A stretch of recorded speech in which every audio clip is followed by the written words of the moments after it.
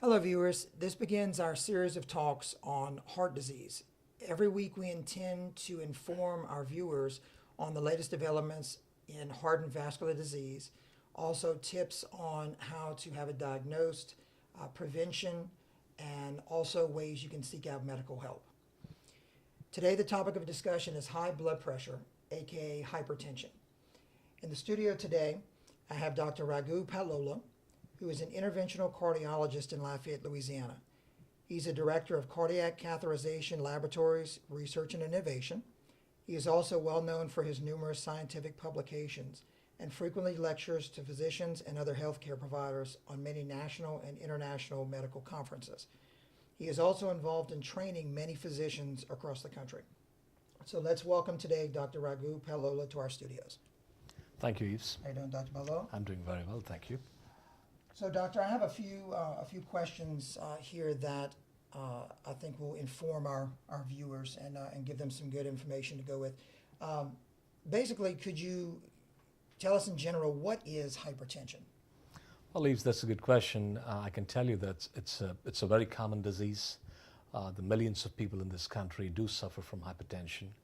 And the numbers are mind-boggling. About 30% of the United States population suffer from hypertension, which is a huge medical burden.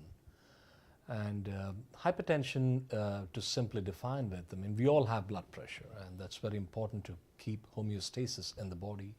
And there are many definitions as to what hypertension is all about, but in terms of numbers, the hypertension is defined as the blood pressure, meaning the top number, anything more than 120 millimeters of mercury, and the bottom number more than 70 millimeters mercury. And this is a very common definition which we commonly used. There are many organizations which define hypertension in several different ways. But in general, any blood pressure more than 120 over 70 could be conceived as having high blood pressure. So, what specifically causes hypertension? Well, that's a very broad question, Yves. There are many factors which can influence hypertension. Basically, the hypertension can be divided into primary and secondary hypertension. Now, most of the people, I would say 40% of the people suffering from hypertension have genetic predisposition. For no obvious reason, because of certain genetic components, these people have a high preponderance or high incidence of developing hypertension in their lifetime. In this day and age, I would say still the number one cause of hypertension, with the genetics apart, is our lifestyle. Obesity is on the rise, and by the year 2050, reportedly more than 50% of this population would be obese. And obesity is the number one cause of hypertension.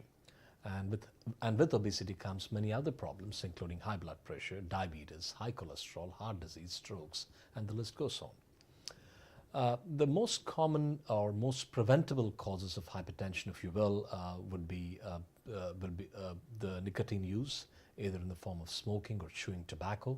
Either of these things will usually raise your blood pressure to very high limits, and which can predispose to various other cardiovascular problems if untreated.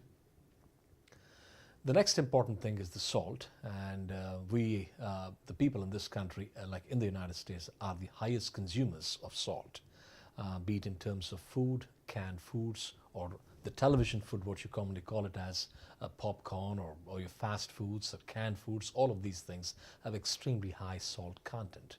Now, the whole purpose of having such a high salt content in these foods is salt is an excellent preservative. So all of these canned and tinned foods do have a very high salt concentration. So many people do eat a lot of salt, but not everybody does develop hypertension. But again, in some people, the kidneys do not have the same capacity to excrete the salt, with the intake salt, and these people tend to have very high incidence of hypertension. In women of younger ages, I would say still the birth control pills are the number one cause of hypertension in that group. And there are many other reasons that people can develop hypertension apart from these I just mentioned. physical inactivity, which are all linked to obesity, hypertension, diabetes. I mean, that's the other thing. And alcohol in excess can also cause significant hypertension.